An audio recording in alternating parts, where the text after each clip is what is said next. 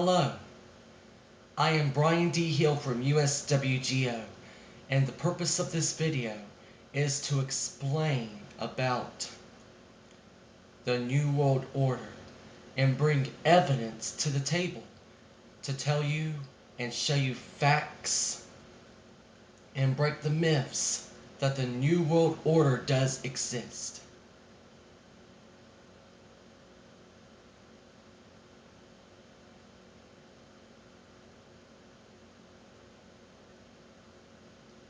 And so, I will soon show you in about 1 minute later. I'm going to show you videos about the New World Order, I will show you facts, real videos of politicians' own words that say that the New World Order does exist. I will show you politicians and popes, and I'll even show you evidence from dollar bills and other videos and evidence that the New World Order does exist and will persist. I will go ahead and show you the videos now.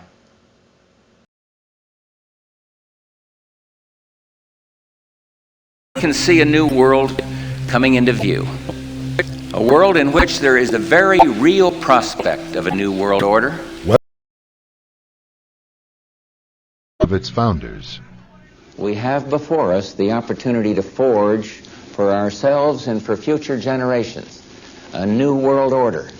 A world where the rule of law, not the law of the jungle, governs the conduct of nations. When we are successful, and we will be, we have a real chance at this new world order, an order in which a credible United Nations can use its peacekeeping role to fulfill the promise and vision of the UN's founders. Politics can be pretty ugly at times. Do you think he'll be remembered primarily for his achievements in domestic policy or on the international? I think a combination. I think when he stood there in Berlin and said, "Mr. Gorbachev, tear down that wall," a lot of his critics in this country were going crazy, wringing their hands. This is outrageous rhetoric. This is no way to bring about relations with the Soviet Union, getting them on a better, higher plane. And sure enough, he and Gorbachev hit it off very well and moved the process forward. So he used the term evil empire. And some of the liberals in New York were wringing their hands and going crazy. "Oh, this is terrible. This is the end of everything. He doesn't know how to conduct foreign affairs." And sure enough, a lot happened on his watch that was very, very positive towards a new world order, towards a peace. And so I think it'd be a combination. Person on the domestic side, his tax cut. I think he never was able to get the spending cuts that he wanted, but he did a lot in getting the 90% income taxes. My gosh, get those way down. And he did a great job on both domestic and foreign. I don't know. It's a good question. I don't know what history will say on that.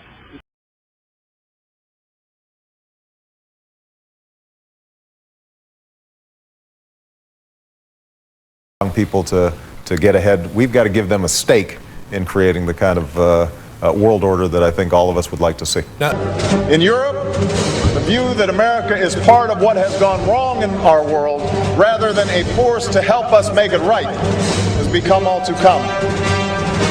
Yes, there have been differences between America and Europe. No doubt there will be differences in the future. But the burdens of global citizenship continue to bind us together. A change of leadership in Washington will not lift this burden. In this new century, Americans and Europeans alike will be required to do more, not less. Partnership and cooperation among nations is not a choice. It is the only way, the one way, to protect our common security and advance our common humanity.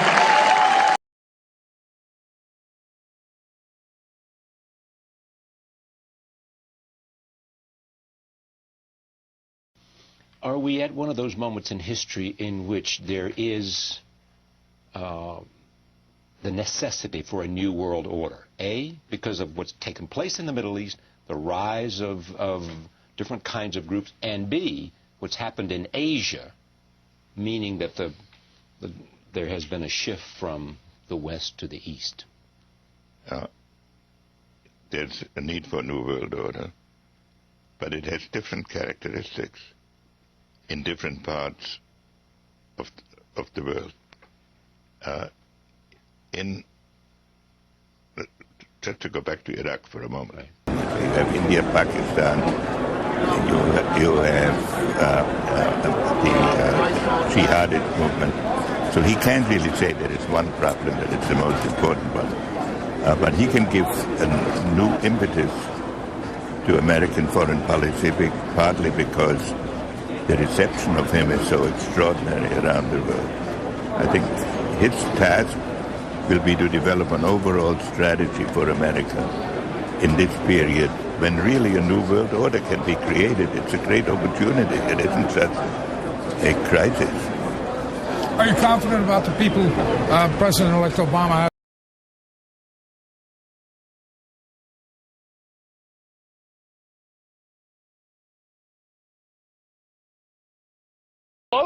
As outrageous as that was, bad news for you, gang. That's already in the bailout bill. Believe it or not, Paulson can do that. He doesn't have to even ask you anymore. There is a global meltdown coming. It is a global depression, and one world currency and one world financial system is the end game. China said last week they want one global currency. France said yesterday or the day before that they want one world order, a new world order, at the end of this event. 2 nights ago, the government used $900 billion of your money to give loans to businesses and guarantee those loans. Unique dignity of every human being. A new world order.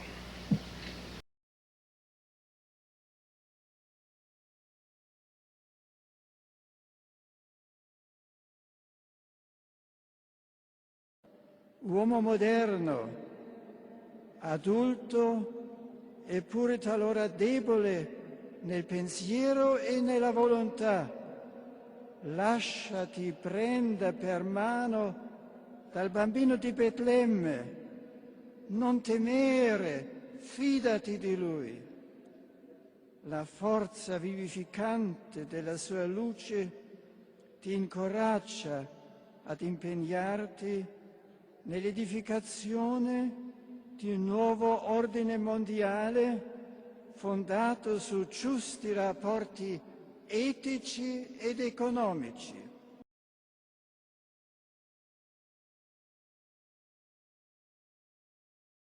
Now, I risk sounding like a conspiracy theorist, but it's no longer a theory. What I'm about to say is fact.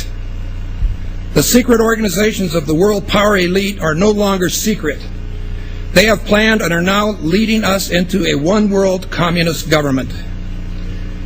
The combining of national governments started with the European Union. That union started with trade agreements, then a common currency, the euro, and now a European Parliament that is feverishly passing laws that override the laws of the member nations. A constitution was drafted but rejected by a few of those nations, but never mind. They implemented it anyway. Now it's North America's turn. Building on the North American Free Trade Agreement, the NAFTA section of the Commerce Department is busy drafting laws and regulations for a North American Union, a union of Canada, America, and Mexico. The President has attended secret meetings and signed at least 2 agreements under the Security and Prosperity Partnership Program. Information leaked out about the meetings, and now it is all in the open. No treaty has been signed, so Congress has not become involved. However, money from our Treasury is now being spent for this effort. We will have a new currency, the Amero, and a new Constitution, modeled on the Soviet Union's constitution,